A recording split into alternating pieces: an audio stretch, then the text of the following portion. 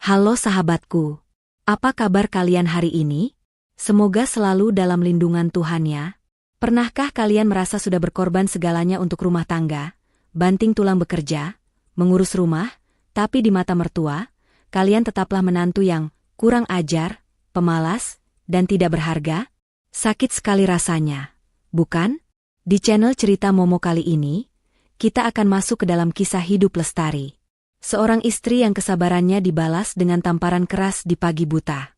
Namun, jangan salah sangka. Lestari tidak membalas dengan makian. Ia membalas dengan cara yang jauh lebih mahal dan bermartabat, yang membuat penyesalan mertuanya datang terlambat. Tapi sebelum kita masuk ke ceritanya, yuk kita ramaikan dulu kolom komentar. Silakan tulis nama, asal kota, dan ketik kata hadir. Aku ingin menyapa sahabat-sahabat setia Cerita Momo dari Sabang sampai Merauke. Dan bagi yang baru bergabung, jangan lupa tekan tombol like, subscribe, dan nyalakan lonceng notifikasinya, agar kita bisa terus berbagi pelajaran hidup setiap harinya. Sudah siap? Tarik napas panjang, siapkan hati kalian, dan mari kita masuk. Suara alarm ponsel yang berdering nyaring memecah keheningan pukul 4 pagi di kamar itu. Dengan mata yang masih terasa berat dan tubuh yang remuk redam sisa kelelahan kemarin, Lestari memaksa dirinya untuk bangun. Ia menatap sisi tempat tidur di sebelahnya. Bagas, suaminya, masih tertidur pulas dengan selimut melilit tubuhnya, dengkuran halusnya terdengar berirama. Lestari menghela napas panjang, sebuah rutinitas harian yang bagaikan perlombaan lari tanpa garis finish baru saja dimulai. Lestari beranjak ke dapur, langkah kakinya diseret pelan agar tidak menimbulkan suara gaduh. Sebagai seorang manajer operasional di sebuah perusahaan logistik yang cukup besar, tanggung jawab Lestari di kantor sangatlah berat. Namun, begitu ia menginjakan kaki di rumah ini, jabatannya seolah tak ada artinya. Di mata Ibu Ratih, ibu mertuanya, Lestari hanyalah seorang wanita yang menumpang hidup dan harus melayani layaknya asisten rumah tangga. Tangannya dengan cekatan memotong bawang, menyalakan kompor, dan menjerang air panas. Aroma nasi goreng mulai tercium memenuhi dapur. Belum sempat Lestari mencicipi masakannya, suara langkah kaki yang diseret terdengar mendekat. Itu Ibu Ratih. Wanita parubaya itu muncul dengan wajah masam, matanya menyapu sekeliling dapur seolah mencari kesalahan sekecil apapun yang bisa ia temukan. Jam segini baru masak nasi goreng, suara Ibu Ratih terdengar ketus, tanpa basa-basi. Kamu ini niat mengurus suami dan mertua tidak sih? Kemarin sore ibu minta dibuatkan sup ayam, kenapa pagi ini malah nasi goreng lagi? Kamu mau ibu darah tinggi makan gorengan terus? Lestari menunduk, mencoba menahan gejolak di dadanya. Maaf, Bu. Semalam Lestari pulang larut karena meeting, jadi belum sempat belanja ayam segar. Nanti pulang kerja Lestari mampir pasar ya, Bu. Alasan saja terus. Ibu Ratih mendengus kasar, lalu duduk di kursi makan sambil menopang dagu, memperhatikan gerak-gerik Lestari dengan tatapan menyelidik. Kerja, kerja, kerja. Kamu itu wanita, kodratnya di dapur. Kalaupun kerja, harusnya kamu bisa bagi waktu. Jangan jadikan kantor alasan buat menelantarkan rumah. Lihat tuh si Mita, anak tetangga sebelah, suaminya terurus, rumahnya kinclong. Tidak seperti kamu, debu di atas lemari TV saja tebalnya minta ampun. Padahal, baru 2 hari lalu Lestari membersihkan seluruh rumah di hari liburnya. Namun, di mata Ibu Ratih, tidak ada pekerjaan Lestari yang benar. Tak lama kemudian, Bagas keluar dari kamar sambil menguap lebar, rambutnya masih berantakan. Ia langsung duduk di meja makan tanpa menyapa istrinya yang sedang sibuk menuangkan teh panas. Kopi aku mana, Dek? Tanya Bagas sambil sibuk mengulir layar ponselnya, memeriksa skor pertandingan bola semalam. Sebentar ya, Mas. Ini lagi diseduh, jawab Lestari sambil meletakkan piring nasi goreng di depan Ibu Ratih dan suaminya. Bagas menyeruput kopinya tanpa menatap Lestari. Tidak ada ucapan, terima kasih. Tidak ada pertanyaan, kamu capek tidak? Atau sekadar senyuman pagi. Semuanya terasa hambar. Seolah keberadaan Lestari di sana hanya berfungsi sebagai mesin penyedia kebutuhan mereka. Mas, hari ini aku mungkin pulang agak telat lagi. Ada audit bulanan di kantor, ucap Lestari pelan sambil menyendokkan nasi ke piringnya sendiri. Ia makan dengan terburu-buru karena jarum jam sudah menunjukkan pukul 6 kurang. Perjalanan ke kantor memakan waktu 1 jam, dan ia tidak boleh terlambat. Bagas hanya mengangguk acuh tak acuh. Ya sudah. Yang penting jatah makan malam ibu sudah siap sebelum kamu pulang. Ibu Ratih menimpali dengan sinis, tuh dengar suami kamu. Jangan mentang-mentang kerja, kamu jadi lupa diri. Asal kamu tahu ya, Lestari, Bagas itu anak kesayangan ibu. Dulu dia hidup enak, dilayani seperti raja. Sejak nikah sama kamu, badannya jadi kurusan. Itu tandanya kamu tidak becus mengurus gizi suami. Lestari tersedak pelan. Kurus? Berat badan Bagas justru naik 5 kilo sejak menikah karena Lestari selalu memastikan gizi suaminya tercukupi, bahkan sering membelikan vitamin mahal dengan uang pribadinya. Namun, membantah ucapan Ibu Ratih hanya akan memicu perang dunia di pagi hari. Lestari memilih diam, menelan nasi goreng itu bersamaan dengan rasa perih di hatinya. Iya, Bu. Lestari akan usahakan lebih baik lagi, jawab Lestari lirih. Selesai makan, Lestari bergegas membereskan piring kotor. Ia mencucinya dengan cepat, menyeka meja, lalu berlari ke kamar mandi untuk bersiap-siap.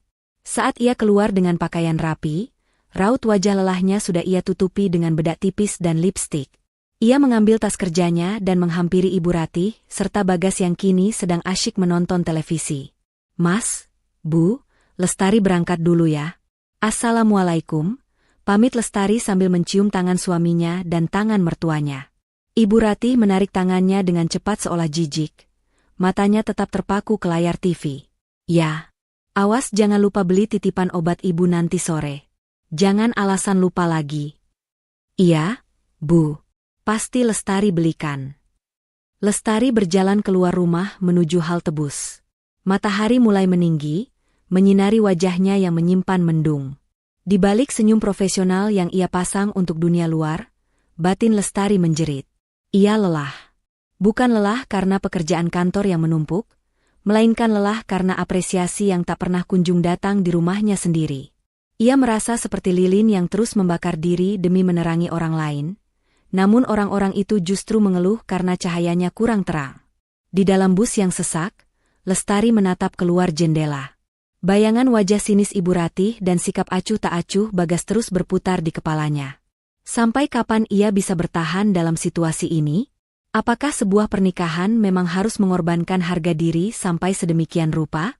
Pertanyaan itu menggantung di benaknya, menemani perjalanannya membelah kemacetan kota, menuju tempat di mana setidaknya kemampuannya masih dihargai orang lain. Siang itu di kantor, di sela-sela tumpukan dokumen yang harus diperiksa, Lestari menyempatkan diri membuka aplikasi perbankan di ponselnya.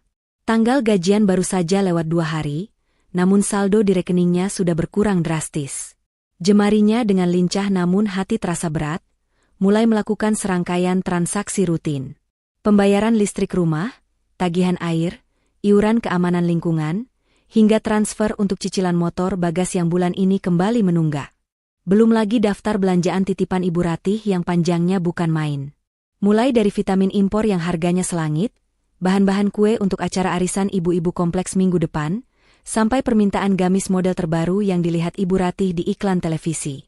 Lestari menghela napas panjang. Gajinya sebagai manajer memang cukup besar, jauh di atas gaji Bagas yang bekerja sebagai staf administrasi biasa. Namun, ironisnya, Lestari hampir tidak pernah menikmati hasil keringatnya sendiri. Hampir 70% penghasilannya habis untuk menutupi kebutuhan rumah tangga dan gaya hidup mertuanya yang tinggi. Selama ini, Bagas memang memberikan seluruh gajinya pada Lestari. Namun, jumlah itu hanya cukup untuk uang bensin Bagas sendiri dan makan siang suaminya itu selama sebulan. Sisanya, nol besar. Lestari lah yang menjadi tulang punggung sebenarnya di rumah itu.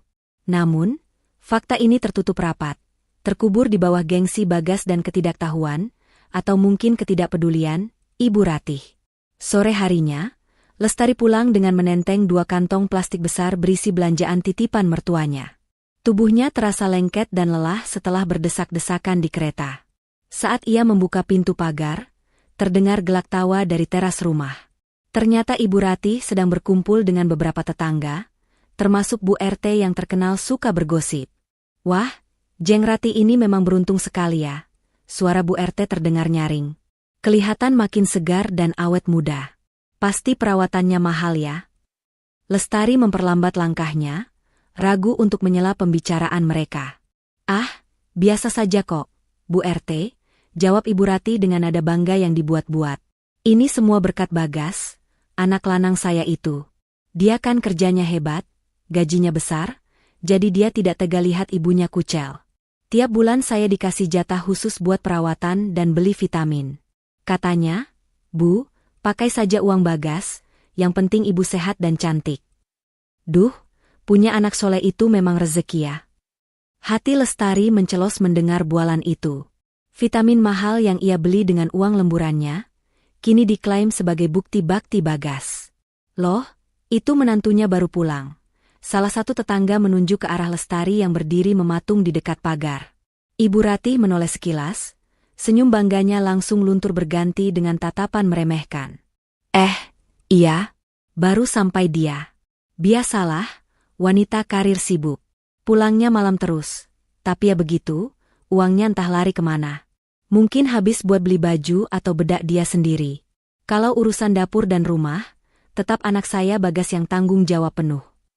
Darah Lestari berdesir panas naik ke ubun-ubun. Ingin rasanya ia berteriak di depan ibu-ibu itu, mengeluarkan bukti transfer dan struk belanjaan yang ada di tasnya. Ingin ia katakan bahwa gamis yang dipakai Ibu Rati saat ini, kerudung mahalnya, bahkan kue-kue yang sedang mereka nikmati di toples itu, semuanya dibeli dengan uang Lestari. Tapi, lidahnya keluh. Ia melihat sorot mata para tetangga yang menatapnya dengan pandangan kasihan bercampur sinis, seolah ia adalah istri yang tidak tahu diri yang hanya menumpang hidup pada suami yang sukses. Lestari memaksakan senyum tipis, mengangguk sopan pada tetangga, lalu buru-buru masuk ke dalam rumah. Ia meletakkan belanjaan di meja makan dengan kasar. Dadanya sesak. Bukan karena lelah fisik, tapi karena harga dirinya yang terus-menerus diinjak tanpa ia bisa membela diri. Malam harinya, di dalam kamar, Lestari mencoba mengajak Bagas bicara. Suaminya itu sedang asyik bermain game di ponselnya sambil tiduran. Mas, panggil Lestari pelan namun tegas. Hom. Bagas menyahut tanpa mengalihkan pandangan dari layar. Tadi sore aku dengar ibu ngobrol sama tetangga. Ibu bilang semua kebutuhan rumah, vitamin ibu, sampai perawatan ibu itu pakai uang mas. Kenapa mas tidak pernah jujur sama ibu? Bagas menghentikan permainannya sejenak, lalu menghela napas panjang seolah pertanyaan Lestari adalah gangguan yang menyebalkan. Ya ampun, Dek, masalah begitu saja diperbesar. Biarkan sajalah ibu ngomong apa. Namanya juga orang tua, mau banggain anaknya. Apa salahnya sih bikin orang tua senang? Salahnya adalah ibu jadi merendahkan aku. Mas, suara Lestari meninggi 1 oktav. Ibu pikir aku ini istri boros yang cuma numpang hidup. Padahal mas tahu sendiri, gaji mas cuma cukup buat pegangan mas sehari-hari. Listrik, air, belanja bulanan, obat ibu, itu semua uang aku, mas. Uang aku. Bagas bangun dan duduk di tepi ranjang, menatap Lestari dengan wajah kesal. Kamu kok jadi hitung-hitungan begini sih sama suami dan mertua sendiri? Katanya ikhlas bantu keluarga. Kalau kamu beberkan semuanya ke ibu, nanti ibu kepikiran, malah jadi sakit. Gengsi ibu itu tinggi, Dek. Kalau dia tahu anaknya gajinya lebih kecil dari istrinya, ibu bakal malu. Kamu mau ibu malu di depan tetangga? Jadi demi menjaga gengsi ibu dan mas, aku yang harus jadi korban? Aku yang harus rela dianggap istri tidak berguna? Air mata mulai menggenang di pelupuk mata Lestari. Sudahlah, jangan drama. Potong Bagas ketus, lalu kembali merebahkan diri dan menarik selimut. Aku capek kerja seharian. Jangan ajak ribut malam-malam. Ikhlas itu kuncinya masuk surga. Dek, jangan diungkit-ungkit terus. Lestari terdiam. Kata, ikhlas, yang keluar dari mulut Bagas terdengar seperti senjata untuk membungkamnya. Ia menatap punggung suaminya yang memunggunginya. Di kamar yang dingin itu, Lestari sadar bahwa ia sedang berjuang sendirian. Pengorbanannya dianggap kewajiban, sementara diamnya dimanfaatkan untuk memoles ego suami dan mertuanya. Malam itu, Lestari tidur dengan perasaan kosong, Sebuah lubang besar mulai menganga di hatinya, menggerus rasa cinta yang dulu pernah ada. Hari Minggu yang seharusnya menjadi waktu istirahat bagi Lestari, nyatanya tak ubahnya seperti hari kerja lainnya. Sejak pagi buta, ia sudah berkutat dengan cucian yang menumpuk dan lantai yang harus dipel. Ibu Ratih sedang duduk santai di teras sambil menyisir rambutnya, menunggu kedatangan adiknya, Tante Murni, yang berencana berkunjung hari ini.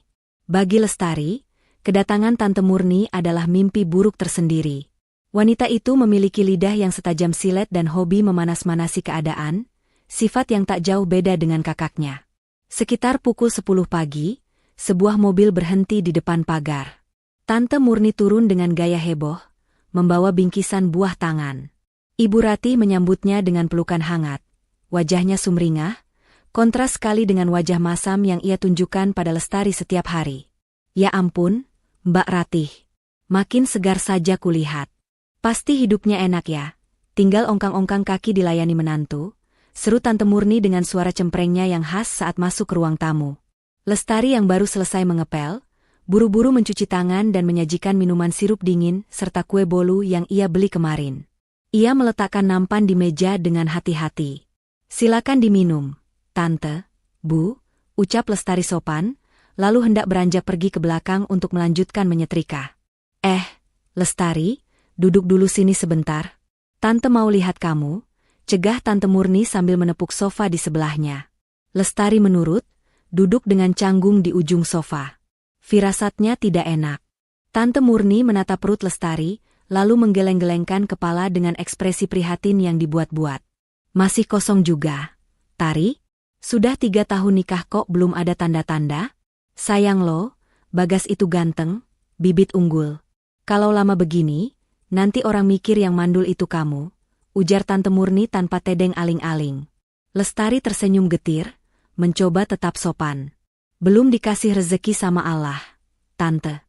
Doakan saja. Makanya, jangan terlalu sibuk kerja. Sambar Ibu Ratih tiba-tiba, matanya melotot tajam ke arah Lestari. Wanita itu kalau kebanyakan mikir pekerjaan, rahimnya jadi kering. Ibu sudah bilang berkali-kali, berhenti saja kerja. Fokus urus suami.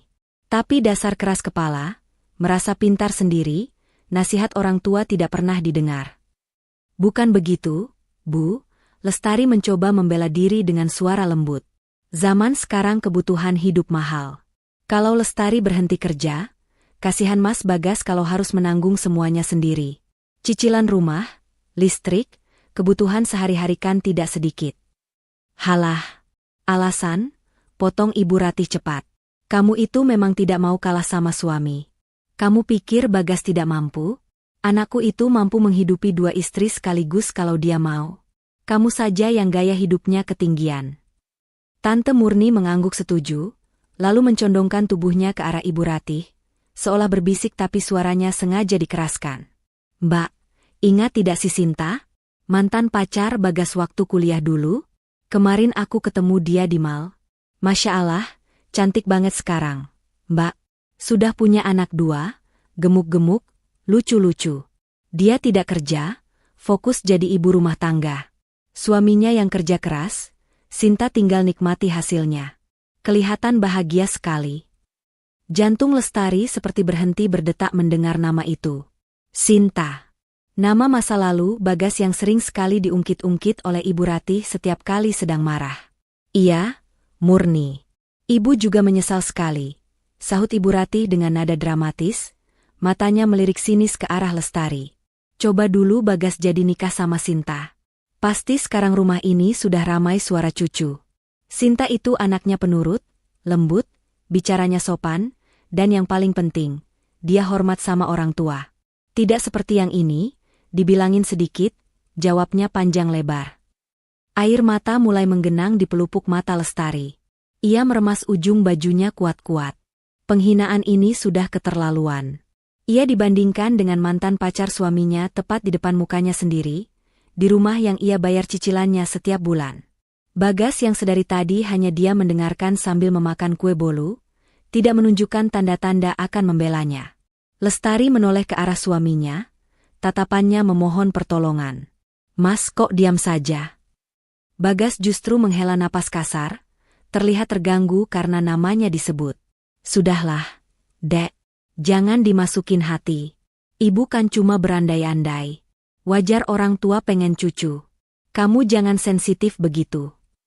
Jawaban Bagas bagaikan garam yang ditaburkan di atas luka yang menganga. Lestari memberanikan diri menatap Ibu Ratih. Bu, Lestari memang belum bisa kasih cucu. Tapi selama ini Lestari berusaha jadi istri dan menantu yang baik. Lestari kerja keras juga demi kebutuhan ibu, demi kenyamanan ibu di rumah ini. Hai ha, bentak Ibu Ratih, memotong ucapan Lestari dengan suara menggelegar sampai membuat Tante Murni terlonjak kaget. Kamu berani hitung-hitungan sama ibu? Kamu mau bilang kalau kamu yang membiayai ibu? Dasar menantu durhaka. Baru punya gaji sedikit saja sombongnya selangit. Bagas, lihat istrimu ini. Berani dia merendahkan ibumu di depan Tante Murni. Bagas langsung berdiri, wajahnya memerah karena malu ditegur ibunya di depan tantenya. Ia menunjuk wajah Lestari. Lestari, jaga mulut kamu. Minta maaf sama ibu sekarang. Tidak pantas kamu bicara soal uang di depan orang tua. Lestari ternganga. Ia yang diserang, ia yang dibandingkan, tapi ia pula yang harus meminta maaf. Tenggorokannya tercekat, sakit sekali rasanya menahan tangis yang ingin pecah. Di ruangan itu, ia merasa sangat kecil dan sendirian. 3 orang di hadapannya, suaminya, mertuanya, dan tantenya, seolah menjadi satu kubu yang siap menghakiminya tanpa ampun. Dengan bibir bergetar, Lestari menundukkan kepala. Bukan karena ia merasa salah, tapi karena ia tahu perdebatan ini tidak akan pernah ia menangkan. Maaf, Bu. Lestari tidak bermaksud begitu. Masuk sana. Bikin sakit mata saja lihat muka kamu. Usir Ibu Ratih sambil mengibaskan tangannya.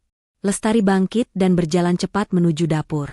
Begitu sampai di balik tembok pembatas, air matanya tumpah. Ia mendengar suara tawa Tante Murni dan Ibu Ratih yang kembali pecah, seolah-olah hati Lestari yang baru saja mereka remukan hanyalah lelucon murahan. Sayup-sayup ia mendengar suara Tante Murni berkata, "Sabar ya, Mbak. Memang susah kalau dapat menantu yang tidak tahu diuntung. Coba kalau Sinta." Lestari menutup telinganya rapat-rapat, membiarkan suara keran air di wastafel menyala deras untuk menyamarkan isak tangisnya yang pilu. Di hari Minggu itu, satu lagi retakan besar muncul di dinding kesabarannya. Suasana di rumah itu terasa semakin dingin setelah kunjungan Tante Murni beberapa hari yang lalu. Lestari menjalankan rutinitasnya seperti robot. Bangun, memasak, bekerja, pulang, membereskan rumah, lalu tidur. Tidak ada lagi usaha untuk memulai percakapan hangat di meja makan. Ia hanya berbicara seperlunya, menanggapi perintah Ibu Ratih dengan anggukan singkat atau jawaban, "Iya, Bu," yang datar. Malam itu, hujan turun cukup deras, seolah mewakili gemuruh yang ada di dada Lestari. Jam dinding menunjukkan pukul 10 malam. Ibu Ratih sudah masuk ke kamarnya, meninggalkan keheningan yang mencekam di ruang tengah. Lestari masuk ke kamar tidur, mendapati Bagas sedang bersandar di kepala ranjang, tertawa kecil melihat video lucu di ponselnya. Cahaya biru dari layar ponsel menerangi wajahnya yang tampak tanpa beban, kontras sekali dengan wajah Lestari yang kusut dan lelah. Lestari duduk di tepi ranjang, menatap punggung suaminya lama. Ia tahu ini saatnya. Ia tidak bisa terus memendam rasa sakit ini sendirian, atau ia akan meledak dan hancur. Ia butuh suaminya. Ia butuh teman hidupnya. "Mas," panggil Lestari pelan. Suaranya sedikit serak. Bagas tidak menoleh. "Hom? Bisa taruh sebentar ponselnya? Ada yang mau aku bicarakan." "Penting?" pinta Lestari, kali ini dengan nada yang lebih tegas. Bagas berdecak pelan, jelas merasa terganggu. Ia mematikan layar ponselnya dan meletakkannya di meja nakas dengan agak kasar. "Ada apa lagi sih, Dek? Ini sudah malam. Mas capek, mau tidur. Kalau mau bahas uang belanja kurang, besok pagi saja." Lestari menggeleng pelan. "Bukan soal uang. Ini soal kita, Mas. Soal aku, kamu, dan Ibu." Bagas memutar bola matanya malas, lalu melipat tangan di dada. "Ya ampun, pasti mau bahas kejadian minggu lalu kan? Soal Tante Murni? Dek, kamu itu pendendam banget ya. Masalah sepele begitu saja disimpan terus. Sepele buat Mas, tapi luka buat aku. Potong Lestari cepat, matanya mulai berkaca-kaca. Ia menatap lekat mata suaminya, mencari sisa-sisa empati di sana. Mas, aku ini istrimu. Istri sah kamu. Tapi kenapa setiap kali ibu atau keluarga Mas merendahkan aku, membandingkan aku sama mantan pacar Mas, bahkan menghina aku mandul, Mas diam saja? Mas malah ikut menyalahkan aku. Ya karena kamu terlalu sensitif. Sergah Bagas dengan nada tinggi. Ibu itu orang tua, Dek. Umurnya sudah sepuh. Wajar kalau bicaranya kadang asal, kadang pedas. Namanya juga orang tua pengen cucu, pengen yang terbaik buat anaknya. Kamu sebagai yang lebih muda harusnya ngalah, ngertiin karakter orang tua. Jangan dikit-dikit dimasukkan ke hati terus ngajak ribut suami. Lestari tertegun. Jawaban itu lagi, selalu, ibu sudah tua, dan, kamu harus mengerti. Terus siapa yang mengerti aku? Mas, tanya Lestari dengan suara bergetar. Siapa yang membela harga diriku kalau bukan suamiku sendiri? Aku capek. Mas, aku capek banting tulang biaya rumah ini, biayai gaya hidup ibu, tapi balasannya cuma hinaan. Aku merasa sendirian di pernikahan ini. Kamu ada, tapi rasanya kamu tidak pernah hadir buat aku. Bagas mengusap wajahnya kasar, terlihat semakin frustrasi. Tuh kan, mulai lagi ungkit-ungkit uang. Kamu itu tidak ikhlas ya bantu suami? Kalau tidak ikhlas bilang, Dek, jangan jadi senjata buat mojokin Mas terus. Dengar ya, surga istri itu ada pada ridha suami, dan surga suami ada pada ibunya. Jadi wajar kalau aku utamakan perasaan ibu daripada perasaan kamu yang baperan itu. Hati Lestari mencelos mendengar kalimat itu. Dalil agama yang suci digunakan, Bagas hanya untuk membenarkan sikap pengecutnya dan menutupi ketidakadilannya. Jadi menurut Mas, berbakti sama ibu itu artinya membiarkan istri diinjak-injak? Tanya Lestari lirih, air matanya menetes satu persatu. Mas tahu tidak? Rasanya sakit sekali saat aku kerja keras di luar sana demi kita. Tapi pas pulang ke rumah, aku dianggap musuh oleh ibumu dan dianggap pengganggu oleh suamiku. Bagas menatap Lestari dengan tatapan dingin, tidak ada rasa bersalah sedikit pun. Kamu terlalu drama, Lestari. Itu masalahnya. Coba kamu introspeksi diri. Mungkin ibu galak karena kamu memang kurang melayani. Mungkin ibu bandingin sama Sinta karena Sinta memang lebih luas ambil hati orang tua. Belajarlah sedikit, jangan cuma bisa nuntut dibela. Lestari terdiam. Kata-kata Bagas barusan menamparnya lebih keras daripada tamparan fisik manapun. Di detik itu, Lestari menyadari sesuatu yang menyakitkan namun membebaskan. Bagas tidak akan pernah berubah. Pria di hadapannya ini bukanlah pelindung, melainkan sumber luka itu sendiri. Lestari menghapus air matanya dengan kasar. Tatapannya yang tadi memohon pengertian, kini perlahan berubah menjadi kosong dan dingin. Baik, Mas, ucap Lestari datar. Terima kasih sudah menyadarkan aku. Aku paham sekarang posisi aku di mata Mas. Nah, gitu dong. Jangan diperpanjang lagi, ucap Bagas lega, mengira Lestari sudah sadar dan mau menurut. Ia kembali mengambil ponselnya dan menyalakan layar. Sudah tidur sana. Besok kamu kerjakan? Jangan lupa setrika baju kerjaku yang biru, mau dipakai besok. Lestari tidak menjawab. Ia merebahkan tubuhnya memunggungi Bagas, menarik selimut sampai sebatas dada. Matanya menatap tembok kosong di hadapannya dengan nyalang. Malam ini, komunikasi di antara mereka bukan hanya retak, tapi sudah hancur berkeping-keping. Bagas mengira ia menang dalam perdebatan ini, tanpa menyadari bahwa ia baru saja mematikan satu-satunya lentera yang masih menyala di hati istrinya. Lestari tidak lagi marah, tidak lagi sedih. Ia mulai mati rasa. Dan bagi seorang wanita, mati rasa adalah tanda bahaya terbesar yang seringkali terlambat disadari oleh laki-laki. Malam itu, Lestari baru bisa memejamkan mata pukul 2 dini hari. Tumpukan laporan audit kantor yang harus diselesaikan memaksanya begadang, ditemani secangkir kopi dingin dan keheningan rumah yang mencekam. Tubuhnya rasanya remuk, otaknya seperti diperas habis-habisan. Saat ia baru merasa terlelap sejenak, alam bawah sadarnya tersentak. Sayup-sayup terdengar suara gedoran pintu yang keras, diikuti teriakan melengking yang menusuk telinga. Lestari membuka mata dengan napas memburu. Jantungnya berdegup kencang, seolah mau melompat keluar dari rongga dada. Ia melirik jam dinding.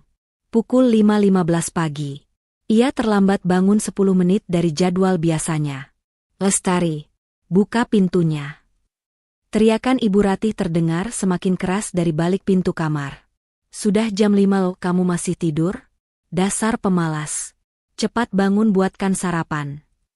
Bagas di sebelahnya hanya menggeliat pelan, menarik bantal menutupi telinganya, sama sekali tidak berniat bangun atau menenangkan ibunya. Lestari melompat turun dari kasur, kakinya gemetar karena kaget dan lelah yang belum hilang. Tanpa sempat mencuci muka atau merapikan rambut, ia membuka pintu kamar. Wajah Ibu Ratih yang merah padam langsung menyambutnya. Mata wanita tua itu melotot, penuh amarah. Ya Allah, Bu, maaf, Lestari kesiangan sedikit. Semalam Lestari lembur sampai jam 2. Lestari mencoba menjelaskan dengan suara parau. Alasan, potong Ibu Ratih kasar. Telunjuknya menuding-nuding wajah Lestari. Mau lembur kek, mau begadang kek, itu urusan kamu. Tugas kamu itu bangun sebelum matahari terbit. Siapkan kopi, siapkan sarapan. Lihat tuh, Bagas sebentar lagi bangun, meja makan masih kosong. Istri macam apa kamu hah? Bisanya cuma enak-enakan tidur. Lestari menelan ludah yang terasa pahit. Ia tidak membantah lagi. Tenaganya terlalu sedikit untuk berdebat. Dengan langkah terburu-buru, ia berlari ke dapur. Ibu Ratih mengekor di belakangnya, terus mencerocos seperti radio rusak yang volumenya diputar maksimal. Mentang-mentang kerja kantoran, kamu jadi nyepelekan tugas rumah tangga. Kalau tidak niat ngurus suami, mending Bagas saya nikahkan lagi saja sama wanita yang tahu aturan. Ocehan Ibu Ratih terus berdengung di telinga Lestari, memecah konsentrasinya. Tangan Lestari gemetar hebat saat mengambil toples kopi dan gula. Kepalanya pening, pandangannya sedikit berkunang-kunang karena kurang tidur dan tekanan darah yang mungkin sedang rendah. Ia menyalakan dispenser, mengambil air panas untuk menyeduh kopi hitam kesukaan Ibu Ratih. Cangkir keramik mahal itu diletakkan di atas meja pantry. Ibu Ratih berdiri tepat di sampingnya, mengawasi dengan tatapan tajam. Yang cepat dong. Lelet banget sih jadi orang. Keburu Bagas bangun nanti. Bentaknya tepat di telinga Lestari.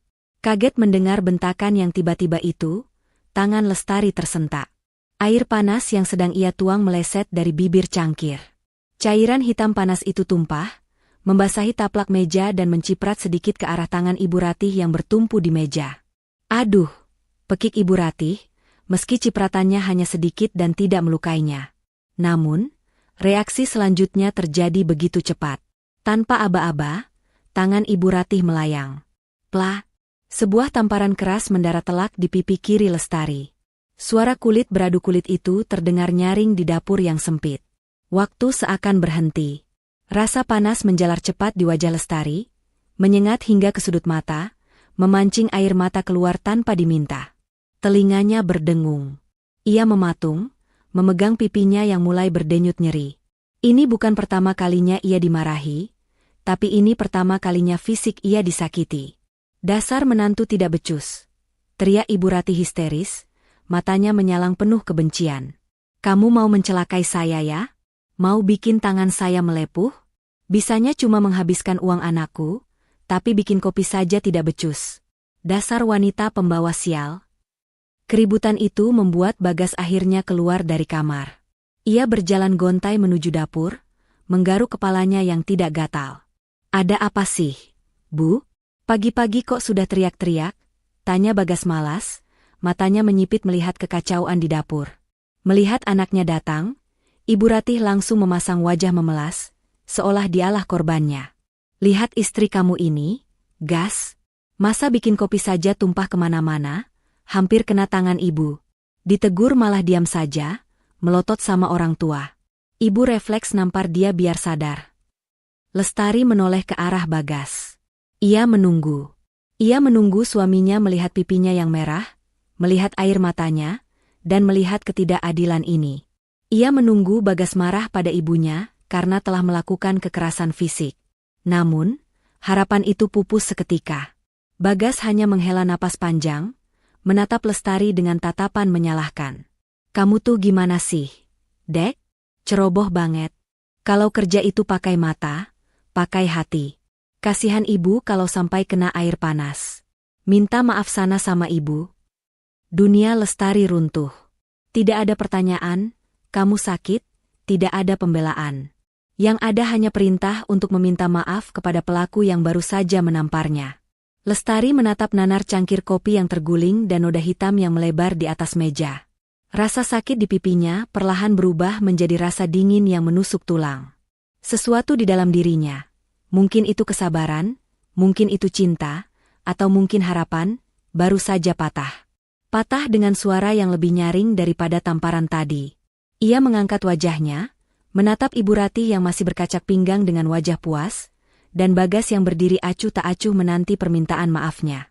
Pagi itu, di dapur yang berantakan, Lestari sadar bahwa ia telah sampai di garis batas. Garis di mana ia tidak bisa lagi mundur atau menoleransi. Tamparan itu bukan sekadar melukai fisik, tapi membangunkan harga dirinya yang selama ini tertidur pulas dalam selimut kesabaran palsu. Biasanya, setelah dimarahi atau dipojokkan seperti ini, Lestari akan menunduk dalam-dalam. Bahunya akan berguncang menahan isak tangis, dan bibirnya akan mengucap kata maaf berulang kali, memohon ampun atas kesalahan yang bahkan tidak ia perbuat. Itu adalah skenario yang selalu terjadi selama 3 tahun terakhir. Skenario yang membuat Ibu Ratih merasa menang, dan Bagas merasa hidupnya tenang tanpa konflik. Namun pagi ini, skenario itu tidak berjalan. Keheningan melanda dapur.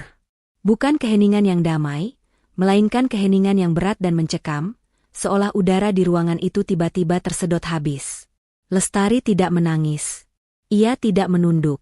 Ia perlahan menurunkan tangannya dari pipi yang kini tercetak jelas bekas kemerahan 5 jari mertuanya. Ia menarik napas panjang, lalu menghembuskannya perlahan. Matanya yang biasanya hangat dan penuh keraguan, kini berubah menjadi telaga beku. Dingin. Kosong. Tanpa emosi. Ia menatap Ibu Ratih lurus tepat di manik matanya, sebuah tatapan yang belum pernah ia tunjukkan seumur hidupnya pada wanita tua itu. Ibu Ratih yang tadinya merasa di atas angin, tiba-tiba merasa risih ditatap sedemikian rupa. Ia mundur selangkah, namun egonya menolak untuk terlihat takut. Kenapa kamu melotot begitu? Masih tidak mau minta maaf? Dasar menantu durhaka. Bagas menyenggol lengan Lestari kasar. Dek, dengar tidak sih? Minta maaf sama ibu. Jangan bikin suasana pagi jadi makin runyam. Lestari mengalihkan pandangannya pada Bagas. Tatapannya sama dinginnya, membuat Bagas seketika terdiam, lidahnya seolah keluh. Tidak ada kemarahan yang meledak-ledak, tidak ada teriakan histeris. Hanya ada ketenangan yang menakutkan, seolah jiwa Lestari yang selama ini mereka kenal sudah pergi meninggalkan raganya. Cukup, Bu, ucap Lestari. Suaranya datar, rendah, namun terdengar sangat jelas di antara dengungan kulkas dan suara tetesan air keran. Cukup sampai di sini. Tanpa menunggu balasan mereka, Lestari berbalik badan. Ia melangkah keluar dari dapur, melewati Bagas begitu saja seolah suaminya itu hanyalah patung pajangan yang tidak bernyawa. Heh, mau kemana kamu? Teriak Ibu Ratih, suaranya melengking memenuhi rumah. Saya belum selesai bicara. Berani-beraninya kamu memunggungi orang tua. Biarkan saja, Bu, terdengar suara Bagas menenangkan ibunya, meski ada nada ragu di sana. Paling masuk kamar, nangis, terus ngambek seharian. Biasa, penyakit wanita kalau lagi sensitif. Nanti juga keluar sendiri kalau lapar. Lestari mendengar ucapan itu. Kalimat yang menyepelekan perasaannya itu biasanya akan membuatnya sakit hati, tapi kali ini, ia tidak merasakan apa-apa. Hatinya sudah kebas. Ia masuk ke dalam kamar tidur, lalu menutup pintu dengan pelan. Tidak dibanting. Klik. Ia memutar kunci pintu. Suara kunci yang berputar itu terdengar seperti lonceng kebebasan di telinganya. Di dalam kamar yang menjadi saksi bisu pernikahan mereka, Lestari tidak menjatuhkan diri ke kasur untuk menangis. Tidak ada air mata yang tersisa untuk ditumpahkan demi orang-orang yang tidak menghargainya. Dengan gerakan tenang dan terukur, ia berjalan menuju lemari pakaian. Ia menurunkan sebuah koper berukuran sedang dari atas lemari. Debu tipis menempel di sana, menandakan koper itu sudah lama tidak tersentuh. Lestari membuka koper itu di atas ranjang. Ia mulai memasukkan pakaian-pakaiannya. Bukan semuanya, hanya pakaian kerja, pakaian sehari-hari yang penting, dan pakaian dalam secukupnya. Gerakannya mekanis, cepat, dan efisien. Selanjutnya, ia membuka laci meja rias. Ia mengambil sebuah map plastik tebal berwarna biru. Di dalamnya tersimpan dokumen-dokumen penting miliknya. Ijazah, akta kelahiran, buku tabungan atas namanya sendiri, dan surat-surat berharga lainnya. Ia memastikan tidak ada satupun dokumen pribadinya yang tertinggal di rumah ini. Lestari lalu beralih ke kotak perhiasan kecil di sudut meja. Ia mengambil kalung dan gelang emas yang ia beli dengan uang bonus tahunannya tahun lalu. Ia sempat melirik cincin kawin yang masih melingkar di jari manisnya. Emas putih dengan permata kecil itu terasa berat, seolah membawa beban ribuan ton kekecewaan. Ia mengusap cincin itu pelan, tatapannya menerawang. Dari luar kamar, terdengar gedoran pintu. Dek! Buka pintunya. Suara Bagas terdengar tidak sabar. Ngapain sih dikunci segala? Aku mau ambil baju kerja. Kemeja biruku mana? Kamu belum setrika ya? Lestari tidak menjawab. Ia terus melanjutkan aktivitasnya mengemasi barang-barang kebersihan diri ke dalam tas kecil. Lestari, jangan kurang ajar yang mengunci suami di luar. Kali ini suara Ibu Ratih ikut terdengar. Bagas, dobrak saja pintunya. Istri macam itu harus dikasih pelajaran biar tidak tuman. Ancaman itu tidak membuat tangan Lestari gemetar. Justru, itu semakin meyakinkan hatinya bahwa keputusannya sudah benar. Rumah ini bukan rumah. Ini adalah medan perang di mana ia sendirian tanpa senjata, melawan dua orang yang seharusnya melindunginya. Lestari menutup resleting kopernya. Ia memandang sekeliling kamar itu untuk terakhir kalinya. Foto pernikahan mereka yang tergantung di dinding tampak tersenyum bahagia, sebuah kebohongan besar yang terpampang nyata. Sprei yang ia cuci minggu lalu, gorden yang ia pilih warnanya, semua jejak sentuhannya ada di ruangan ini. Namun, mulai detik ini, semua itu bukan lagi miliknya. Ia mengambil tas kerjanya, menyampirkannya di bahu, lalu menenteng koper dengan tangan kanannya. Ia berdiri di depan cermin, menatap pantulan dirinya. Ada bekas merah yang mulai membiru di pipi kirinya. Lestari menyentuhnya pelan, bukan dengan rasa sakit, tapi sebagai pengingat. Bekas luka ini adalah tanda lunasnya utang bakti yang selama ini ia paksakan. Lestari menarik napas dalam, menegakkan punggungnya. Ia siap menghadapi badai di balik pintu itu, bukan untuk bertarung, tapi untuk menerobos keluar menuju ketenangan yang selama ini ia rindukan. Ia melangkah menuju pintu, memutar kunci, dan membukanya lebar-lebar. Wajah Bagas yang merah menahan amarah dan Ibu Ratih yang bersedekap dada langsung menyambutnya. Namun, ekspresi mereka berubah menjadi bingung saat melihat koper di tangan Lestari. Keheningan kembali tercipta. Kali ini, keheningan itu membawa pesan perpisahan yang nyata. Kamu mau kemana bawa-bawa koper begitu? Bagas adalah orang pertama yang memecah keheningan. Matanya terpaku pada koper abu-abu di tangan kanan Lestari. Ada nada bingung bercampur panik dalam suaranya, namun ego laki-lakinya menahan tubuhnya untuk tidak terlihat terlalu peduli. Ibu Ratih yang berdiri di sampingnya mendengus keras, sudut bibirnya terangkat membentuk senyuman sinis yang meremehkan. Ia melipat kedua tangannya di dada, postur tubuh yang menantang. Halah, paling-paling cuma gertak sambal. Mau minggat kamu? Mau pulang ke rumah orang tuamu mengadu domba biar kami terlihat jahat? Dasar perempuan manja. Ditampar sedikit saja lagaknya seperti disiksa. Lestari sama sekali tidak menanggapi cemoohan itu. Ia tidak lagi merasa perlu menjelaskan apapun kepada telinga yang tidak mau mendengar. Kakinya melangkah pasti, bukan menuju pintu keluar, melainkan berbelok sedikit ke arah meja makan di dapur yang menyatu dengan ruang tengah. Di meja itu, noda kopi hitam yang tadi ia tumpahkan masih menggenang, belum ada yang membersihkannya. Noda itu menjadi saksi bisu kejadian pagi ini. Lestari meletakkan kopernya sejenak di lantai, lalu berdiri tegak menghadap Bagas dan Ibu Ratih yang kini menatapnya dengan tanda tanya. Lestari mengangkat tangan kirinya. Ia menatap jari manisnya, Tempat sebuah cincin emas putih bertahtakan permata kecil melingkar. Cincin pernikahan mereka. Dulu, saat Bagas menyematkannya 3 tahun lalu, Lestari berjanji akan menjaganya seumur hidup. Namun hari ini, ia sadar bahwa janji itu tidak bisa dijaga sendirian. Sebuah pernikahan butuh 2 pasang tangan untuk memegangnya agar tidak retak. Dan tangan Bagas, selama ini sibuk bertepuk tangan untuk ibunya, membiarkan Lestari memegang beban itu sendirian hingga tangannya berdarah.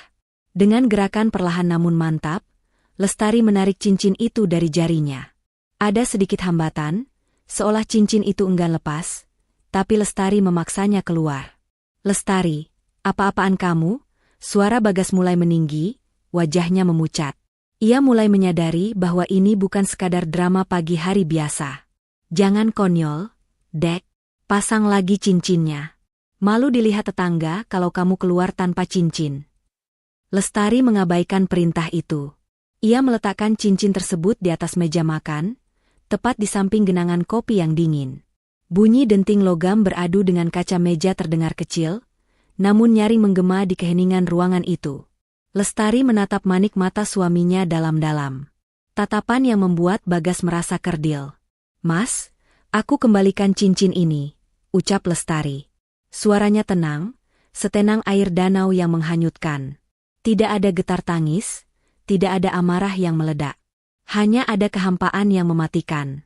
"Aku kembalikan kamu kepada ibumu." "Maksud kamu apa bicara begitu?" serga Ibu Ratih, meski suaranya tak lagi selantang tadi. Ada ketakutan yang mulai merambat di matanya melihat ketenangan Lestari yang tidak wajar. Lestari mengalihkan pandangannya pada Ibu Ratih, lalu kembali ke Bagas. "Selama ini aku berusaha menjadi istri yang baik, menantu yang berbakti. Aku bekerja keras, aku mengurus rumah, aku menekan egoku sampai titik terendah. Tapi pagi ini, tamparan ibu menyadarkan aku." Lestari mengambil napas pendek, lalu melanjutkan kalimat yang akan menjadi penutup kisahnya di rumah itu. "Ibumu tidak butuh menantu, Mas. Dia butuh pembantu yang bisa dimaki sesuka hati, yang bisa disuruh-suruh tanpa menuntut gaji dan harga diri. Dan kamu..." Lestari menunjuk dada Bagas dengan tatapan nanar. "Kamu tidak butuh istri. Kamu butuh boneka pajangan. Boneka yang bisa diam, tersenyum, dan mencari uang untuk menutupi kekuranganmu, tanpa pernah boleh mengeluh sakit." "Jaga mulutmu, Lestari," bentak Bagas, tangannya terkepal. "Aku suamimu. Berani sekali kamu merendahkan aku." "Aku tidak merendahkanmu, Mas. Aku hanya menyebutkan kenyataan yang selama ini kamu tutupi dengan dalil agama dan ego laki-lakimu," jawab Lestari tajam. "Mulai detik ini, aku berhenti. Aku berhenti menjadi pembantu. Aku berhenti menjadi boneka. Aku ambil kembali hidupku." Tanpa menunggu balasan lagi, Lestari meraih gagang kopernya. Ia berbalik badan dan melangkah menuju pintu utama. "Lestari, berhenti." Bagas berlari kecil hendak mengejar, tangannya terulur ingin meraih lengan istrinya. Namun, Ibu Ratih dengan sigap menahan lengan Bagas. "Biarkan saja, Gas. Biarkan dia pergi. Jangan dikejar. Istri pembangkang seperti itu memang harus diberi pelajaran. Lihat saja nanti. Paling sore nanti dia pulang sambil menangis-nangis minta maaf karena tidak punya tempat tujuan. Jangan turunkan harga diri kamu demi wanita itu." Kata-kata ibunya membuat langkah Bagas terhenti. Keraguan kembali menyelimutinya.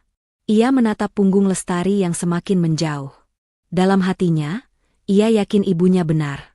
Lestari tidak akan berani pergi lama-lama. Lestari terlalu mencintainya, terlalu penurut. Ini pasti hanya emosi sesaat. Lestari membuka pintu depan. Sinar matahari pagi langsung menerpa wajahnya. Udara segar menyeruak masuk ke paru-parunya, menggantikan udara pengap di dalam rumah yang selama ini mencekiknya. Ia tidak menoleh ke belakang. Ia tahu Bagas tidak akan mengejarnya. Ia tahu suaminya itu akan selalu memilih bersembunyi di balik ketiak ibunya daripada memperjuangkan istrinya. Lestari melangkah keluar pagar, menutupnya dengan pelan. Suara engsel pagar yang berkarat menjadi salam perpisahan terakhir. Ia menyeret kopernya menyusuri jalanan kompleks yang mulai ramai. Beberapa tetangga yang sedang menyapu halaman menatapnya dengan heran, Bertanya-tanya mengapa menantu Bu Ratih pergi membawa koper pagi-pagi sekali dengan wajah lebam di pipi. Namun, Lestari tidak peduli lagi dengan tatapan mereka. Ia terus berjalan. Setiap langkah yang ia ambil menjauhkannya dari rumah itu, dan anehnya, setiap langkah itu membuat beban di pundaknya terasa semakin ringan. Air mata yang sejak tadi ia tahan, kini menetes satu, jatuh membasahi pipinya. Bukan air mata kesedihan, melainkan air mata kelegaan. Di persimpangan jalan, Lestari menyetop sebuah taksi yang lewat. Ia masuk ke dalamnya, dan saat sopir taksi bertanya, "Mau kemana, Bu?" Lestari menjawab dengan senyum tipis yang penuh keyakinan. "Kemana saja, Pak, asalkan jauh dari sini." Lestari tahu tujuannya. Ia akan pergi ke apartemen sementara yang sudah ia sewa seminggu lalu secara diam-diam, sebuah rencana cadangan yang ia buat saat firasat buruk mulai menghantuinya.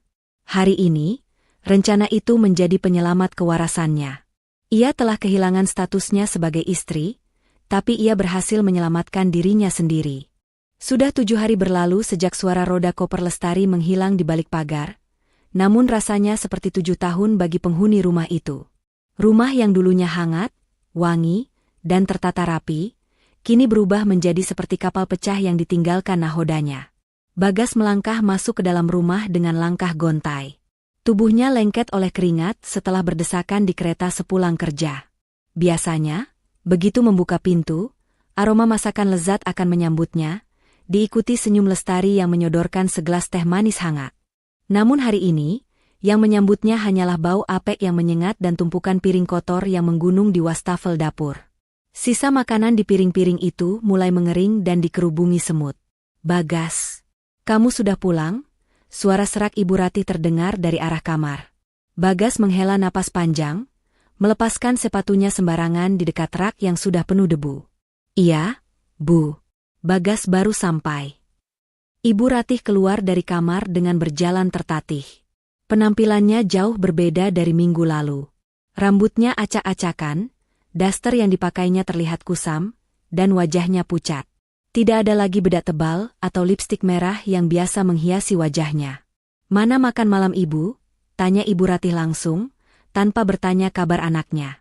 "Ibu sudah kelaparan dari jam 5 sore tadi. Perut Ibu perih, mak Ibu kambuh gara-gara telat makan terus." Bagas mengangkat kantong plastik hitam yang dibawanya. "Ini, Bu." Bagas belikan nasi padang di depan kompleks. Wajah Ibu Ratih langsung masam. Ia menepis kantong plastik itu hingga hampir jatuh. "Nasi padang lagi? Kemarin sudah bubur ayam, tadi siang mie instan, sekarang santan lagi? Kamu mau membunuh Ibu pelan-pelan ya? Kamu kan tahu kolesterol Ibu tinggi, gigi Ibu juga sakit kalau makan daging yang keras. Kenapa tidak masak sup atau sayur bening seperti biasa?" Darah Bagas mendidih. Rasa lelah seharian bekerja bercampur dengan frustrasi mengurus rumah sendirian, membuat emosinya memuncak. "Ya Allah, Bu, Bagas ini kerja seharian. Pulang malam, capek. Mana sempat Bagas ke pasar beli sayur terus masak? Kalau Ibu tidak mau makan ini, ya sudah, tidak usah makan." Ibu Ratih terlonjak kaget dibentak anak kesayangannya. Matanya berkaca-kaca. Kamu membentak Ibu? Cuma gara-gara istri pembangkang itu pergi, kamu jadi berani melawan orang tua."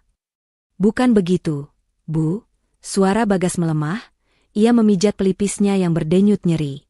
Tapi Bagas pusing. Rumah berantakan, cucian menumpuk belum disetrika, Ibu mengeluh terus. Bagas berjalan menuju kamar mandi, berniat membersihkan diri untuk mendinginkan kepala. Namun, baru saja ia memutar keran, tidak ada air yang keluar.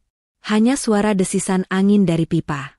Ia mencoba menyalakan saklar lampu kamar mandi, gelap. "Bu, listrik mati ya?" teriak Bagas panik. "Iya, dari tadi siang mati. Ibu mau nonton sinetron jadi tidak bisa. Kipas angin mati, Ibu kepanasan sampai sesak napas," sahut Ibu Ratih dari ruang tengah dengan nada menyalahkan. "Tokennya habis bunyi titit terus dari pagi, berisik sekali, terus mati sendiri." Bagas mengumpat pelan. Ia merogoh saku celananya, mengambil ponsel untuk membeli token listrik via aplikasi. Namun, saat ia melihat saldo di rekeningnya, matanya terbelalak. Saldo, Rp150.000. Bagas terdiam. Gajinya bulan ini sudah menipis. Padahal baru tanggal pertengahan bulan. Selama ini, ia tidak pernah memikirkan token listrik, kuota internet rumah, iuran sampah, atau beras yang tiba-tiba habis. Ia pikir uang gajinya cukup untuk pegangannya sendiri, karena Lestari yang mengurus sisanya. Ternyata, sisanya, itu adalah segalanya. Masih lama tidak nyalanya? Ibu gerah, teriak Ibu Ratih lagi. Dengan tangan gemetar, Bagas membeli token listrik seharga Rp50.000. Hanya itu yang ia berani keluarkan sekarang. Setelah listrik menyala, masalah belum selesai. Ia masuk ke kamar untuk mencari baju ganti, namun lemari pakaiannya kosong. Semua kemeja kerjanya kotor, menumpuk di keranjang cucian di sudut kamar yang bau apek. "Bu," panggil Bagas sambil keluar kamar dengan hanya memakai handuk. Kemeja Bagas tidak ada yang bersih. "Ibu tidak nyuci?" Ibu Ratih yang sedang membuka bungkus nasi Padang dengan enggan, menatap anaknya tak percaya. "Nyuci? Kamu suruh ibu nyuci? Pinggang ibu sakit, Bagas. Itu kan tugas istri kamu. Salah sendiri dia minggat. Harusnya kamu seret dia pulang biar dia kerjakan semua ini." "Tapi Lestari sudah pergi seminggu, Bu. Kalau ibu di rumah saja seharian, apa salahnya bantu masukin baju ke mesin cuci?" Bagas mulai tidak tahan. "Oh, jadi kamu menyalahkan ibu?" Ibu Ratih meletakkan sendoknya kasar. "Kamu itu kepala keluarga. Kalau istri pergi, itu salah kamu tidak bisa mendidik. Jangan bebankan orang tua." Bagas terdiam, kalah telak. Ia memungut kemeja bekas pakai kemarin yang tergantung di balik pintu. Kerahnya sudah agak kusam dan baunya tidak segar. Tapi ia tidak punya pilihan. Ia memakainya dengan perasaan dongkol. Malam itu, Bagas duduk di ruang tamu yang suram. Di sudut ruangan, tumpukan debu terlihat jelas di bawah cahaya lampu. Ia menatap layar ponselnya, membuka galeri foto. Ada foto Lestari di sana, tersenyum manis saat mereka makan malam di warung tenda sebulan lalu. Senyum yang tulus, meski matanya menyiratkan kelelahan. Bagas menyadari sesuatu yang mengerikan. Selama ini, kenyamanan hidupnya, kebersihan rumahnya, kesehatan ibunya, dan wibawanya di mata tetangga, semuanya ditopang oleh bahu kecil Lestari. Dan sekarang, tanpa tiang penyangga itu, atap rumah tangganya runtuh menimpa kepalanya sendiri. "Gas," panggil Ibu Ratih pelan. Ia sudah selesai makan, meski hanya setengah porsi. "Obat darah tinggi ibu habis. Tadi ibu cari di kotak obat kosong. Tolong belikan ke apotek sekarang ya. Kepala ibu pusing sekali." Bagas mengecek dompetnya. Uang tunainya tinggal 2 lembar 20 ribuan. Harga obat Ibu Ratih yang paten itu ratusan ribu. "Bagas tidak ada uang tunai, Bu," jawab Bagas jujur, suaranya parau. "Ya ambil di ATM dong." "Pakai uang gaji kamu," desak Ibu Ratih. "Gaji Bagas habis, Bu," seru Bagas akhirnya, tak kuasa menahan ledakan emosinya. Gaji Bagas cuma UMR. Habis buat bensin, makan siang, sama bayar utang panci ibu kemarin. Selama ini yang beli obat mahal ibu, yang bayar listrik, yang beli daging sapi, itu uang Lestari. Uang istri yang ibu bilang cuma numpang hidup itu. Ibu Ratih ternganga. Wajahnya pucat pasi, mulutnya terbuka namun tidak ada suara yang keluar. Fakta itu menghantamnya lebih keras daripada bentakan Bagas. Selama ini ia mengira anaknya yang sukses. Anaknya yang membiayai kemewahan kecil di masa tuanya. Ternyata, ia hidup dari keringat menantu yang ia hina setiap pagi.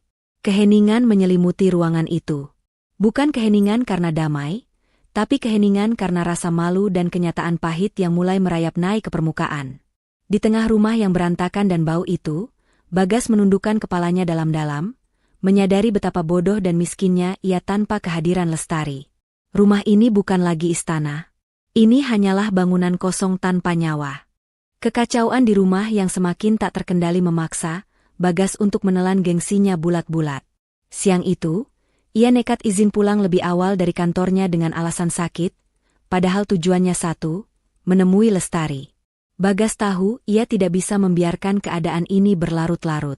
Ibunya semakin rewel karena stok obat habis dan makanan tidak sesuai selera, sementara tagihan internet dan air mulai mengirimkan notifikasi peringatan pemutusan. Bagas memacu motornya membelah kemacetan ibu kota menuju gedung perkantoran di kawasan Segitiga Emas, tempat Lestari bekerja. Sesampainya di lobi gedung yang megah dan berpendingin udara sejuk itu, Bagas mendadak merasa kerdil. Ia melihat pantulan dirinya di dinding kaca. Kemeja kerjanya kusut karena ia setrika asal-asalan pagi tadi, wajahnya berminyak dan kusam, serta kantung mata hitam menggantung jelas di wajahnya. Ia tampak menyedihkan. Berbeda 180 derajat dengan pemandangan yang ia saksikan 10 menit kemudian. Dari arah lift, Lestari keluar bersama beberapa rekannya. Langkahnya tegap, wajahnya bersinar cerah dengan riasan minimalis namun elegan. Ia mengenakan blazer warna krem yang membalut tubuhnya dengan pas, tampak profesional dan berwibawa. Lestari sedang tertawa renyah menanggapi lelucon Winda, teman sekantornya. Tawa yang sudah lama sekali tidak Bagas dengar di rumah mereka. Ada rasa nyeri yang menjalar di dada Bagas. Istrinya terlihat bahagia. Tanpa dirinya. Lestari. Panggil Bagas setengah berteriak. Suaranya menggema di lobi yang tenang, membuat beberapa orang menoleh, termasuk satpam yang berjaga. Lestari menghentikan langkahnya. Senyum di wajahnya perlahan memudar saat melihat sosok suaminya berdiri di sana dengan napas terengah-engah. Winda, yang berdiri di samping Lestari dan tahu semua masalah rumah tangga sahabatnya, langsung memasang badan dengan tatapan waspada. Lestari memberi isyarat tangan pada Winda agar tenang. Tidak apa-apa, Win. Tunggu sebentar ya. Lestari berjalan mendekati Bagas, namun menjaga jarak aman sekitar 2 meter. Ia tidak mengulurkan tangan untuk menyalami suaminya seperti biasa. Ada apa, Mas? Kenapa kesini? Tanya Lestari. Suaranya datar, tanpa emosi. Bagas menelan ludah, mencoba merangkai kata-kata manis yang sudah ia siapkan di jalan tadi. Dek, pulang yuk. Mas jemput kamu. Sudah seminggu kamu pergi, masa marahnya belum selesai? Kasihan ibu, Dek. Ibu sakit di rumah, nyariin kamu terus. Lestari menatap Bagas lekat-lekat. Ibu nyari aku, atau nyari orang yang biasa nyuci baju dan masakin sup ayam? Bagas terdiam sejenak, gelagapan. Ya, nyari mantunya lah. Ibu memang salah kemarin nampar kamu, Mas akui itu. Mas janji, nanti kalau kamu pulang, Mas bakal tegur ibu pelan-pelan. Mas janji bakal bantuin kamu kerjaan rumah sedikit-sedikit. Yang penting kamu pulang dulu. Rumah berantakan banget. Dek, gak ada yang urus. Lestari tersenyum miring, senyum yang penuh kepahitan. Mas, kamu dengar sendiri ucapanmu. Rumah berantakan gak ada yang urus. Itu alasanmu memintaku pulang? Bukan karena kamu rindu istrimu, tapi karena kamu rindu kenyamanan yang aku berikan. Bukan begitu, Lestari. Aku suami kamu. Wajar dong aku minta istri pulang ke rumah suaminya. Bagas mulai terpancing emosi karena rasa malunya terekspos di tempat umum. Kamu tega lihat suamimu kurus begini? Kamu tega biarkan ibu sakit-sakitan tanpa obat? Mas Bagas, potong Lestari tegas, matanya menatap tajam langsung ke manik mata suaminya. Obat ibu, makanan enak, baju bersih, listrik yang menyala 24 jam. Selama ini aku yang sediakan itu semua dengan uangku dan tenagaku. Sekarang, saat aku pergi, harusnya kamu sebagai laki-laki, sebagai kepala keluarga, yang ambil alih tanggung jawab itu. Buktikan kalau kamu mampu menghidupi ibumu seperti yang selalu kamu banggakan di depan tetangga. Bagas terhenyak. Bahunya merosot turun. Gajiku nggak cukup. Dek, kamu tahu sendiri kan? Tolonglah, jangan egois. Kita ini tim. Tim? Lestari tertawa pelan, tawa yang terdengar sangat sedih. Tim macam apa yang satu anggotanya berjuang mati-matian sampai berdarah, sementara anggota lainnya cuma dia menonton dan bahkan ikut melukai? Mas, aku sudah memaafkan tamparan ibumu. Aku juga memaafkan diamu selama 3 tahun ini. Tapi memaafkan bukan berarti aku harus kembali menyerahkan leherku untuk diinjak lagi. Lestari menarik napas panjang, menegakkan punggungnya, memancarkan aura kepercayaan diri yang baru. Pulanglah, Mas. Urus ibumu. Itu ladang pahalamu, bukan bebanku lagi. Aku sekarang sedang membangun kembali puing-puing harga diriku yang sempat hancur di rumah itu. Jangan cari aku lagi. Setelah mengucapkan kalimat itu, Lestari berbalik badan. Ia melangkah kembali menuju Winda yang menunggunya dengan tatapan bangga. Lestari, kamu berdosa menelantarkan suami. Teriak Bagas putus asa, mencoba menggunakan senjata terakhirnya, manipulasi agama. Lestari berhenti sejenak tanpa menoleh. Dan kamu berdosa karena telah menzalimi amanah Tuhan yang dititipkan padamu, Mas. Lestari melanjutkan langkahnya, suara hak sepatunya berketuk di lantai marmer, terdengar seirama dengan detak jantungnya yang semakin tenang. Ia tidak menoleh lagi. Sementara itu, Bagas berdiri mematung di tengah lobi. Orang-orang berlalu lalang di sekitarnya, tapi ia merasa benar-benar sendirian. Bayangan Ibu Ratih yang menunggu di rumah dengan segala tuntutannya, tagihan-tagihan yang menumpuk, dan rumah yang suram kini menghantuinya. Penyesalan itu datang bukan seperti ombak yang lembut, melainkan seperti tsunami yang menghantamnya telak, memberitahunya bahwa ia baru saja kehilangan berlian paling berharga dalam hidupnya hanya karena ia terlalu sibuk menjaga batu kerikil bernama gengsi. 6 bulan telah berlalu sejak hari di mana koper abu-abu itu diseret keluar dari pagar rumah. Waktu, seperti biasa, menjadi hakim yang paling adil bagi setiap keputusan manusia. Bagi Lestari, 6 bulan ini adalah masa penyembuhan luka sekaligus pembuktian diri. Bagi Bagas dan Ibu Ratih, ini adalah masa hukuman yang berjalan lambat dan menyiksa. Malam itu, di sebuah restoran yang terletak di lantai 20 gedung pencakar langit Jakarta, Lestari duduk menghadap jendela kaca besar. Pemandangan lampu kota yang berkelap-kelip di bawah sana tampak seperti hamparan berlian. Lestari mengenakan gaun sederhana berwarna marun yang memancarkan aura anggun. Wajahnya segar, pipinya sedikit berisi, tanda bahwa hatinya kini jauh lebih tenang. Tidak ada lagi lingkaran hitam di bawah matanya, tidak ada lagi gurat kecemasan takut dimarahi karena terlambat pulang. Cheers untuk manajer area baru kita, seru Winda riang sambil mengangkat gelas jus jeruknya. Lestari tersenyum lebar, mendentingkan gelasnya pelan. Terima kasih, Win. Kalau kamu tidak mendukungku waktu itu, mungkin aku masih terkurung di rumah itu, menangisi nasib. Kamu hebat, Tar. Kamu berani mengambil langkah yang banyak wanita takut melakukannya. Puji Winda tulus. Ngomong-ngomong, sidang putusan ceraimu sudah keluarkan minggu lalu. Lestari mengangguk mantap. Sudah. Resmi ketuk palu. Aku sekarang wanita merdeka, Win. Rasanya lega sekali. Seperti baru bisa bernapas lagi setelah tenggelam bertahun-tahun. Sementara itu, di sudut kota yang lain, suasana bertolak belakang sedang terjadi. Rumah tipe 36 yang dulu selalu wangi pewangi lantai aroma lavender itu, kini berbau apek campuran minyak angin dan debu. Ket tembok mulai mengelupas di beberapa bagian, dan rumput liar tumbuh tinggi di halaman depan. Di ruang tengah yang suram karena hanya diterangi satu lampu redup, demi menghemat token listrik, Bagas duduk bersila di lantai. Di hadapannya, terhidang semangkuk bubur instan yang sudah dingin. Bagas tampak jauh lebih tua dari usianya. Tubuhnya kurus, rambutnya agak gondrong tak terurus, dan kemeja rumahan yang dipakainya terlihat kusut. Ia meniup bubur itu pelan, lalu menyendokkannya ke mulut Ibu Ratih yang duduk terkulai di kursi goyang usang. Ayo, Bu, makan sedikit, bujuk Bagas lelah.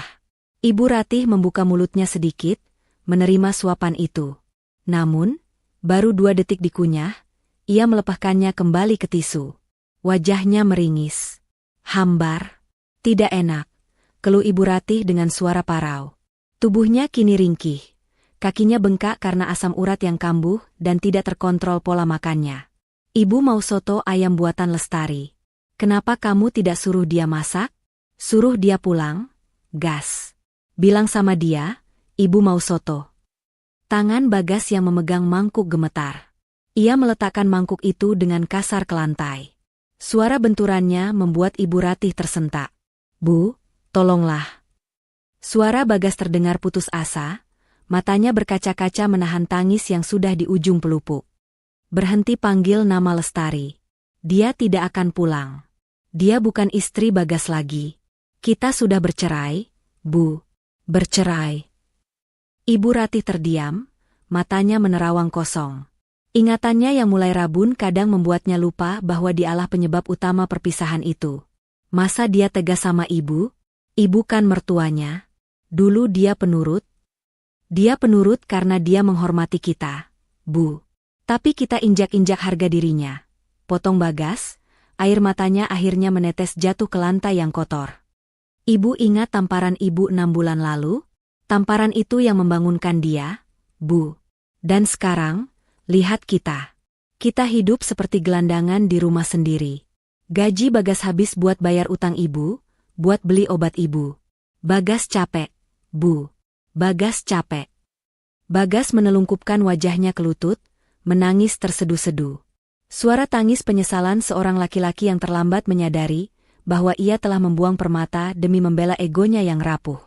Ibu Ratih hanya bisa memandang anaknya dengan tatapan nanar, mulutnya terkunci rapat. Rasa bersalah kini menghantuinya, menjadi teman tidur yang mencekam setiap malam. Ia sadar, kesombongannya telah menghancurkan masa depan anaknya sendiri. Kembali ke restoran mewah itu, Lestari menatap pantulan wajahnya di kaca jendela. Ia melihat sosok wanita yang utuh. Ia teringat masa lalunya bukan dengan dendam, melainkan sebagai pelajaran berharga. Ia tidak membenci Bagas ataupun Ibu Ratih. Ia hanya kasihan. Namun, rasa kasihan itu tidak cukup kuat untuk memintanya kembali. Lestari mengambil tas tangannya, berdiri tegak, dan berjalan keluar restoran bersama Winda. Langkah kakinya ringan dan pasti. Di luar sana, angin malam menyambutnya dengan lembut.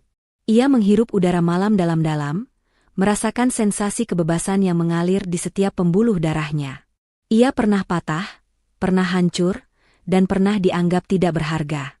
Namun malam ini, Lestari membuktikan bahwa harga diri seorang wanita tidak ditentukan oleh status pernikahannya, melainkan oleh keberaniannya untuk berkata, cukup, pada hal-hal yang menyakitinya. Ia telah menemukan kembali mahkotanya yang sempat jatuh, membersihkannya dari debu penghinaan, dan mengenakannya kembali dengan bangga.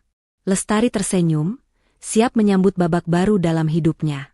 Babak di mana ia adalah tokoh utama yang dicintai dan dihargai, terutama oleh dirinya sendiri. Pesan moral. Jangan pernah menguji kesabaran seseorang yang tulus mencintai dan mengurusmu, karena saat mereka lelah dan memutuskan untuk pergi, mereka tidak akan pernah menoleh ke belakang lagi. Harga diri adalah aset termahal yang dimiliki seorang wanita. Pertahankanlah, meski harus berjalan sendirian, karena kesendirian yang bermartabat jauh lebih baik daripada kebersamaan yang saling menyakiti.